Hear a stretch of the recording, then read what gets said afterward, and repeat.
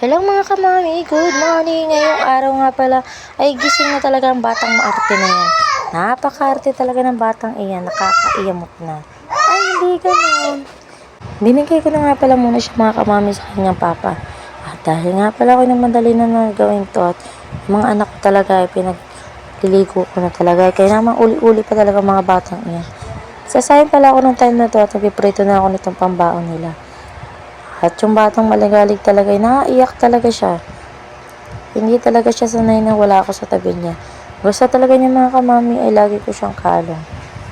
Kasi nagsimula talaga nung na-hospital yan, ay yun na talaga umiwalay sa akin. Kaya naman ang bata talaga yan. Nagprito na nga pala ako ng time na ito ng itlog. Pang ulam ko. Ay, syempre, uulam din naman ng batang siyan eh. Naghugas na nga din pala ako dito ng mga hugasan.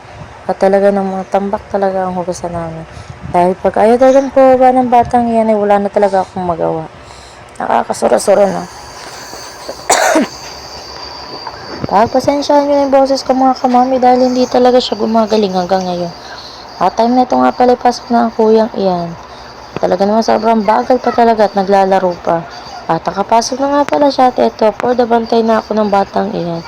At nakatulog na nga pala kami sa paghihintay. Siya lang pala. Nandito nga pala kami sa court habang naghihintay. Tapos nga pala na ito na uwian na. Uuwi na siya nga pala sa bahay. Tuwan-tuwa na uuwi at dapat na sa eskwela mo na talaga naman sobrang kartihan na kay naman ng batang iyan. Ayaw talaga mag-color. Tapos nga pala nito ito na itong maliit ko. Wala na ginawa talaga, umuli na nga ng umuli.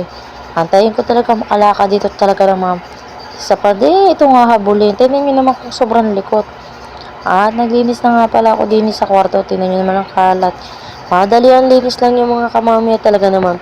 Nakakasura talaga tignan pag ganyan kadungis. Kahit nga pala naiyak yung maliit ko, pinabayaan ko na muna siyang umiyak doon. At talagang hindi maaaring hindi linisin mga kamami. Tingnan mo naman. Tingnan mo naman talaga sobrang dungis-dungis talaga. Kay naman na. Parang walang hindi talaga nakatira pag ganyan kakalat ang bahay.